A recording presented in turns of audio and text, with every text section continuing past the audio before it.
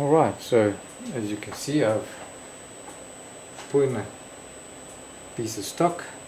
The machine is currently positioned at the workpiece G54 0 position for X and Z, and all that's left now is for me to hold my thumb and start the program and see what happens.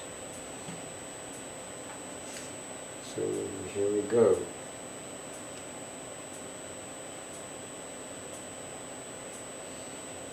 As you can see, I've marked my manual DRO. I actually set it to 0 so I can actually see how accurate the actual Mach4 and the lathe are managing the job as well. And I've got my hand on the emergency stop always, in case something goes wrong, and here goes.